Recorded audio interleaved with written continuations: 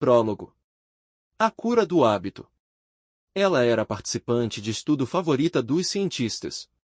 Lisa Allen, de acordo com sua ficha, tinha 34 anos, começara a fumar e beber aos 16, e lutara com a obesidade durante a maior parte da vida. Chegou a um ponto, aos 20 e poucos anos, em que órgãos de cobrança começaram a persegui-la para recuperar mais de $10.000 em dívidas. Um velho currículo listava que seu emprego mais longo durará menos de um ano. A mulher que estava diante dos pesquisadores naquele dia, no entanto, era esbelta e vibrante, com as pernas tonificadas de uma corredora. Parecia uma década mais nova que as fotos em seu prontuário, e capaz de aguentar mais exercícios do que qualquer outra pessoa no recinto. Segundo o relatório mais recente em seu arquivo, Lisa não tinha dívidas, não bebia e estava em seu 39º mês numa empresa de design gráfico. Quanto tempo faz desde o seu último cigarro? Um dos médicos perguntou, dando início à lista de perguntas que Lisa respondia toda vez que vinha a esse laboratório perto de Bethesda, Maryland. Quase 4 anos, ela disse, e perdi 27 quilos e corri uma maratona desde então. Ela também começara um mestrado e comprará uma casa. Tinha sido um período cheio de acontecimentos. O grupo de cientistas na sala incluía neurologistas, psicólogos, geneticistas e um sociólogo. Durante os últimos 3 anos, com verba dos Institutos Nacionais de Saúde, eles vinham investigando Lisa e mais de 20 outros indivíduos que haviam deixado de ser fumantes, comedores compulsivos, bêbados problemáticos, viciados em compras e possuidores de outros hábitos destrutivos. Todos os participantes tinham uma coisa em comum, haviam reconstruído suas vidas em períodos relativamente curtos. Os pesquisadores queriam entender como. Por isso mediram os sinais vitais de cada um, instalaram câmeras de vídeo dentro de suas casas para observar suas rotinas, sequenciaram trechos de seus DNAs, e com tecnologias que lhes permitiam espiar dentro da cabeça das pessoas em tempo real, observaram o sangue e os impulsos elétricos fluírem através de seus cérebros enquanto eram expostos a tentações como fumaça de cigarro e refeições fartas. O objetivo dos pesquisadores era descobrir como os hábitos funcionam a um nível neurológico, e o que era necessário para fazê-los mudar. Sei que você já contou essa história umas 10 vezes, disse o médico para Lisa, mas alguns dos meus colegas só a ouviram em segunda mão. Você se importaria em descrever de novo como parou de fumar? Claro, disse Lisa. Começou no Cairo. As férias tinham sido uma decisão um tanto impulsiva, ela explicou. Alguns meses antes, seu marido chegará do trabalho e anunciará que ia deixá-la porque estava apaixonado por outra mulher. Lisa levou um certo tempo para processar a traição e assimilar o fato de que estava realmente se divorciando. Houve um período de luto, depois um período em que ela o espionava obsessivamente, seguia sua nova namorada pela cidade, ligava para ela depois da meia-noite e batia o telefone. Depois houve a noite em que Lisa apareceu na casa da namorada, bêbada, esmurrando a porta dela e gritando que ia queimar o prédio inteiro. Não foi uma época muito boa para mim, disse Lisa. Eu sempre quisera ver as pirâmides, e ainda não tinha estourado o limite dos meus cartões de crédito. Então, em sua primeira manhã no Cairo, Lisa acordou com o raiar do dia ao som do chamado para a oração de uma mesquita ali perto. Estava escuro como o breu dentro de seu quarto de hotel. Meio cega, e com o fuso horário alterado, ela pegou um cigarro. Estava tão desorientada que não percebeu, até sentir o cheiro de plástico queimado, que estava tentando acender uma caneta, não um Marlboro. Lisa passará os últimos 4 meses chorando, comendo compulsivamente, sem conseguir dormir, e sentindo-se envergonhada, desamparada, deprimida e furiosa, tudo ao mesmo tempo. Deitada na cama, ela entrou em colapso. Foi como se aquela onda de tristeza me engolisse, ela disse. Senti como se tudo que eu jamais quisera tivesse desmoronado. Eu nem conseguia fumar direito. E então comecei a pensar no meu ex-marido, e em como seria difícil arranjar outro emprego quando eu voltasse, e como eu ia odiar esse emprego e como me sentia pouco saudável o tempo todo. Levantei e derrubei uma jarra d'água que se estilhaçou no chão, e comecei a chorar ainda mais. Senti um desespero. Como se tivesse que mudar algo, tivesse que achar pelo menos uma coisa que eu fosse capaz de controlar. Tomou uma ducha e saiu do hotel. Enquanto Lisa passava pelas ruas esburacadas do Cairo num táxi e depois pelas estradas de terra que levavam à Esfinge, As pirâmides de Gizé e ao vasto, interminável deserto ao redor delas, sua autocomiseração cedeu por um breve instante. Ela precisava de um objetivo na vida, pensou. Algo pelo qual pudesse batalhar. Então ela decidiu, sentada dentro do táxi, que voltaria ao Egito e faria uma trilha pelo deserto. Lisa sabia que era uma ideia maluca. Estava fora de forma, com excesso de peso e sem dinheiro no banco.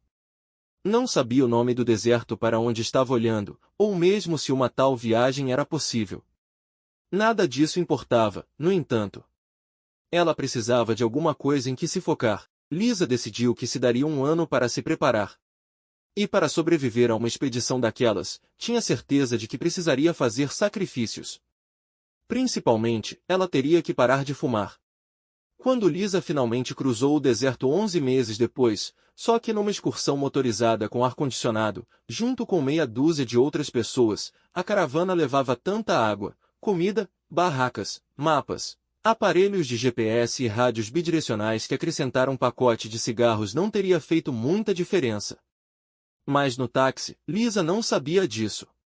E para os cientistas no laboratório, os detalhes da sua viagem não eram relevantes. Pois, por motivos que eles só estavam começando a entender, aquela pequena mudança na percepção de Lisa naquele dia no Cairo, a convicção de que precisava parar de fumar para realizar seu objetivo, desencadearam uma série de transformações que acabariam refletindo em todas as partes de sua vida. Ao longo dos 6 meses seguintes, ela substituiria o cigarro pela corrida, e isso, por sua vez, mudou o jeito como ela comia, trabalhava, dormia, guardava dinheiro, organizava seus dias de trabalho, fazia planos para o futuro, e assim por diante. Ela começaria a correr meias maratonas, depois uma maratona, voltaria a estudar, compraria uma casa e ficaria noiva. Por fim ela foi recrutada para o estudo dos cientistas, e quando os pesquisadores começaram a examinar imagens do cérebro de Lisa, viram algo notável. Um conjunto de padrões neurológicos, seus antigos hábitos, tinha sido suplantado por padrões novos. Eles ainda podiam ver a atividade neural de seus antigos comportamentos, porém esses impulsos estavam superados por uma série de novos desejos.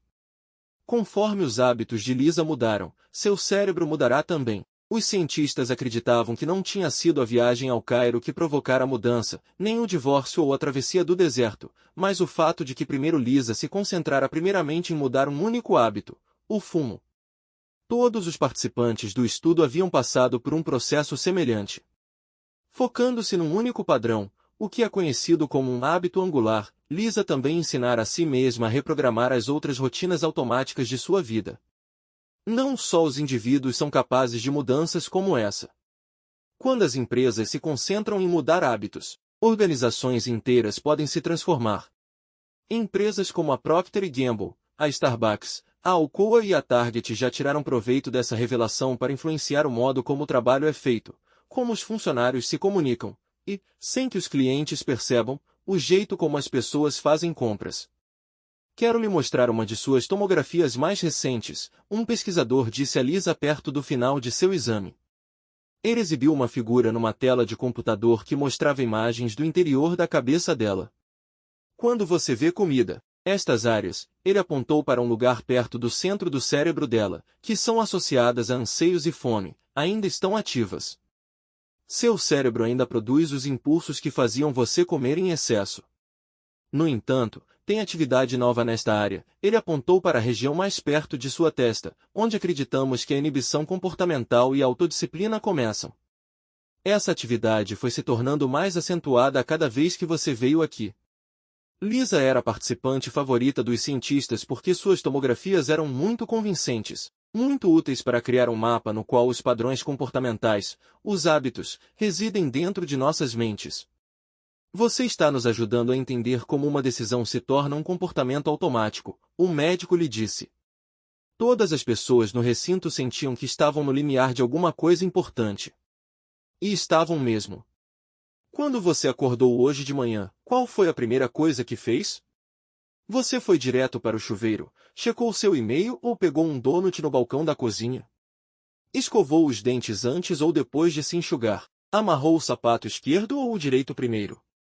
O que você disse para os seus filhos antes de sair de casa? Que caminho pegou para ir ao trabalho?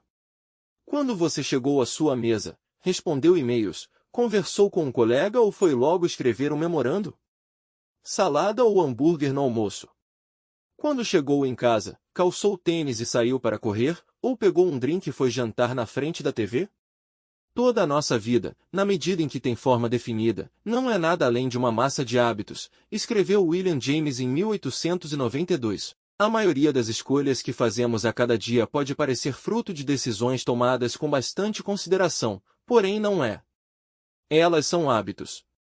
E embora cada hábito signifique relativamente pouco por si só, ao longo do tempo, as refeições que pedimos, o que dizemos a nossos filhos toda noite, se poupamos ou gastamos dinheiro, com que frequência fazemos exercícios, e o modo como organizamos nossos pensamentos e rotinas de trabalho tem impactos enormes na nossa saúde, produtividade, segurança financeira e felicidade. Um artigo publicado por um pesquisador da Duke University em 2006 descobriu que mais de 40% das ações que as pessoas realizavam todos os dias não eram decisões de fato, mas sim hábitos. William James, assim como inúmeros outros, de Aristóteles a Oprah Winfrey, passou boa parte de sua vida tentando entender por que os hábitos existem. Porém, só nas últimas 2 décadas os neurologistas, psicólogos, sociólogos e marqueteiros realmente começaram a entender como os hábitos funcionam e, mais importante, como eles mudam. Este livro é dividido em 3 partes. A primeira parte é focada em como os hábitos surgem dentro de vidas individuais. Ela explora a neurologia da formação dos hábitos, os meios de formar novos hábitos e mudar antigos, e os métodos, por exemplo, que certo publicitário usou para transformar a escovação de dentes, antes uma prática obscura, numa obsessão nacional. Ela mostra como a Procter & Gamble transformou um spray chamado Febreze num negócio de US$ 1 bilhão tirando proveito dos impulsos habituais dos consumidores, como os alcoólicos anônimos reformam vidas atacando hábitos que estão no cerne do vício. E como o técnico Tony Dungy reverteu a sorte do pior time da National Football League, Liga Nacional de Futebol Americano, fazendo com que as reações automáticas de seus jogadores focassem deixas sutis em campo. A segunda parte examina os hábitos de empresas e organizações bem-sucedidas. Ela mostra em detalhes como um executivo chamado Paul O'Neill, antes de se tornar secretário da Fazenda, converteu uma produtora de alumínio em dificuldades na empresa de mais alto desempenho do índice Dow Jones, enfocando um hábito angular, e como a Starbucks transformou um menino que largara o ensino médio num alto gerente, incutindo hábitos projetados para tonificar sua força de vontade. Ela descreve por que mesmo os cirurgiões mais talentosos podem cometer erros catastróficos quando os hábitos organizacionais de um hospital deterioram-se. A terceira parte examina os hábitos de sociedades. Reconta como Martin Luther King Jr. e o movimento pelos direitos civis tiveram êxito, em parte, por mudarem os hábitos sociais arraigados dos moradores de Montgomery, Alabama. E por que um foco semelhante ajudou um jovem pastor chamado Rick Warren a construir a maior igreja do país em Saddleback Valley, Califórnia. Por fim, ela explora questões éticas delicadas, tais como se um assassino na Grã-Bretanha deve ser libertado caso possa argumentar de forma convincente que seus hábitos o levaram a matar. Todos os capítulos giram em torno de um argumento central: hábitos podem ser mudados, se entendermos como eles funcionam. Este livro é baseado em centenas de estudos acadêmicos, entrevistas com mais de 300 cientistas e executivos, e pesquisas realizadas em dezenas de empresas. Para um índice de fontes, veja as notas do livro e o site http://www.tepoverofabit.com. Ele aborda os hábitos em sua definição técnica, as escolhas que todos fazemos deliberadamente em algum momento, e nas quais paramos de pensar depois mas continuamos fazendo, normalmente todo dia. Em certo momento, todos nós decidimos conscientemente o quanto iríamos comer e quando sairíamos para correr. Depois paramos de fazer escolhas, e o comportamento tornou-se automático. É uma consequência natural da nossa neurologia. E entendendo como isso acontece, você pode reconstruir esses padrões do jeito que quiser. Comecei a me interessar pela ciência dos hábitos 8 anos atrás, quando estava trabalhando como repórter de jornal em Bagdá. As Forças Armadas dos Estados Unidos, como me ocorreu enquanto eu as observava em ação, são um dos maiores experimentos de formação de hábitos da história. O treinamento básico ensina aos soldados uma série de hábitos cuidadosamente projetados, como atirar, pensar e se comunicar sob fogo. No campo de batalha, cada comando emitido se baseia em comportamentos praticados a ponto de virarem automáticos. A organização inteira depende de rotinas ensaiadas inúmeras vezes para construir bases, definir prioridades estratégicas e decidir como reagir a ataques. Naqueles primeiros dias da guerra, quando a insurreição se alastrava e o número de mortos crescia, os comandantes estavam buscando hábitos que pudessem incutir entre soldados iraquianos, para assim criar uma paz duradoura. Fazia cerca de 2 meses que eu estava no Iraque quando ouvi falar de um oficial que realizava um programa improvisado de modificação de hábitos em Kufa, uma pequena cidade a 150 quilômetros da capital. Ele era o major do exército que analisara fitas de vídeo de tumultos recentes e identificara um padrão. A violência geralmente era precedida por uma multidão de iraquianos que se reunia numa praça ou outro espaço aberto e, ao longo de várias horas, aumentava. Os vendedores ambulantes de comida apareciam, assim como os espectadores. Então alguém jogava uma pedra ou uma garrafa, e o caos corria solto. Quando o major se reuniu com o prefeito de Kufa, fez um pedido estranho. Será que eles podiam manter os ambulantes afastados das praças? Claro, disse o prefeito. Umas poucas semanas depois, uma pequena multidão reuniu-se perto da Masjid al-Kufa, ou grande mesquita de Kufa. Ao longo da tarde, ela foi inchando de tamanho. Algumas pessoas começaram a entoar frases de protesto. A polícia iraquiana, pressentindo problemas, falou com a base por rádio e pediu que as tropas americanas ficassem de sobreaviso. Quando escureceu, a multidão começou a ficar inquieta e faminta. As pessoas procuraram os vendedores de kebab que geralmente enchiam a praça, mas não encontraram nenhum. Os espectadores se foram. Os protestantes ficaram desanimados. Às 8 da noite, todo mundo tinha ido embora. Quando visitei a base perto de Kufa, conversei com o major. As pessoas não pensam necessariamente na dinâmica de uma multidão em termos de hábitos, ele me disse. Mas passará toda a sua carreira sendo treinado na psicologia da formação de hábitos. No acampamento militar, ele assimilara hábitos para carregar sua arma, adormecer numa zona de guerra, manter o foco em meio ao caos da batalha e tomar decisões enquanto estava exausto e sobrecarregado. Frequentara aulas que lhe ensinaram hábitos para economizar dinheiro, se exercitar todo dia e se comunicar com os colegas de dormitório. Conforme foi avançando de posto, ele aprendeu a importância dos hábitos organizacionais para garantir que os subordinados pudessem tomar decisões sem pedir permissão o tempo todo, e como as rotinas certas tornavam mais fácil trabalhar ao lado de pessoas que ele normalmente não suportava. E agora, na tarefa improvisada de construir uma nação, ele estava vendo como multidões e culturas seguiam muitas das mesmas regras. Num certo sentido, ele disse, uma comunidade era um aglomerado gigante de hábitos que ocorriam entre milhares de pessoas e que, dependendo da forma como estas são influenciadas, podia resultar em violência ou em paz. Além de retirar os vendedores ambulantes, promoverá dezenas de experimentos diferentes em Kufa para influenciar os hábitos dos moradores. Não houvera um único tumulto desde que chegará. Entender os hábitos foi a coisa mais importante que aprendi no exército, o major me disse. Isso mudou tudo no modo como vejo o mundo. Você quer adormecer rápido e acordar se sentindo bem? Preste atenção aos seus padrões noturnos e ao que faz automaticamente quando acorda. Quer fazer com que correr seja fácil? Crie estímulos para transformar isso numa rotina. Treino meus filhos com esse tipo de pensamento. Minha mulher e eu escrevemos planos de hábitos para o nosso casamento. É só nisso que falamos em reuniões de comando. Ninguém em Kufa teria me dito que podíamos influenciar multidões retirando as barraquinhas de kebab, mas uma vez que você vê tudo como um monte de hábitos, é como se alguém te desse uma lanterna e um pé de cabra e você pudesse pôr as mãos à obra. O major era um homem pequeno da Geórgia. Estava o tempo todo cuspindo sementes de girassol ou tabaco mascado numa xícara.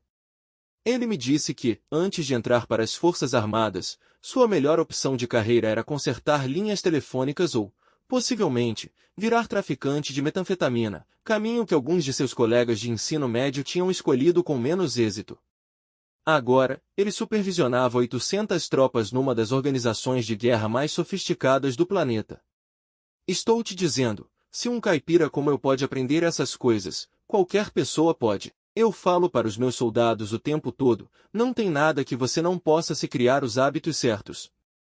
Na última década, nossa compreensão da neurologia dos hábitos e do modo como os padrões funcionam dentro de nossas vidas, sociedades e organizações expandiu-se de maneira que não poderíamos ter imaginado 50 anos antes. Agora sabemos por que os hábitos surgem, como eles mudam, e a ciência que há por trás de sua mecânica. Sabemos como dividi-los em partes e reconstruí-los de acordo com nossas especificações. Entendemos como fazer as pessoas comerem menos, se exercitarem mais, trabalharem de forma mais eficiente e levarem vidas mais saudáveis.